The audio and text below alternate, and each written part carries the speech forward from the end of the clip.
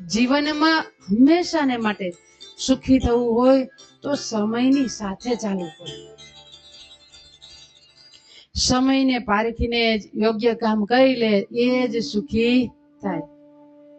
અને આમ પણ સમય આગળ છે ને ભલભલા મહારાજનું પણ કાંઈ ચાલતું નથી.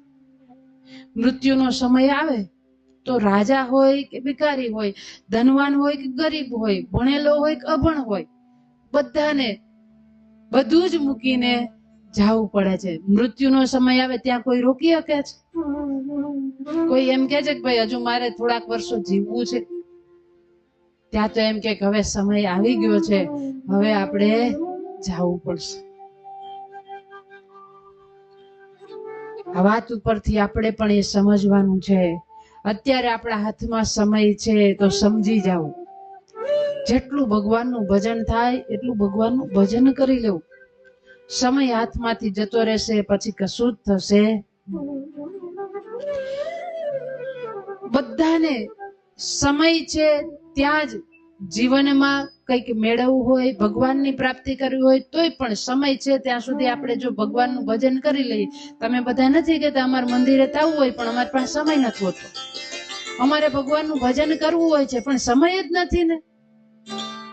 આપણને વ્યવહાર માટે સમય મળે છે, આપણને હગાવાલા માટે સમય મળે છે, તમને લોકોને વ્યવહારિક કામ કરવા માટે સમય મળે છે. સમય માત્ર ક્યાં નથી મળતો?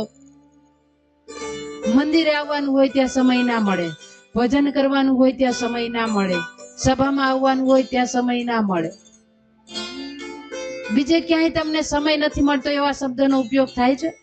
માત્ર ને માત્ર ભગવાનની ભક્તિ કરવામાં જ આ શબ્દનો ઉપયોગ કરવામાં આવે છે કે અમારે કરવું છે બધું પણ અમારી પાસે સમય નથી.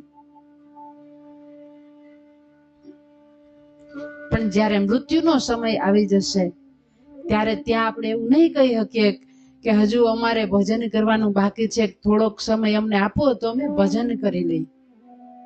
પહેલાના સમયમાં દીકરી જ્યારે સાસરે જાય ને ત્યારે લગ્ન ગીતમાં વિદાય વખતે કે ઘડીક ઉબલા રહ્યો તો લઈ લઉં મારા દાદાજીની શીખ છે. અને ત્યારે એમ કે હવે કેવી શીખ બેની, હવે તો હારે જવાનો વારો આવ્યો. અત્યાર સુધી શું કર્યું? 25 વર્ષ સુધી શીખ ના લીધી તો અત્યારે શીખ લેવા જાવ છો. પણ કહેવાનો ભાવાર્થ એ લગ્ન ગીત સમયે દીકરીને ઉદ્દેશીને શિખામણના એ ગીતો ગવાતા હોય છે. એમ આપણું જ્યારે મૃત્યુની ઘડી આવે અને ત્યારે આપણે એમ કહીએ કે હવે જો થોડાક વર્ષો શરીર સારું રહે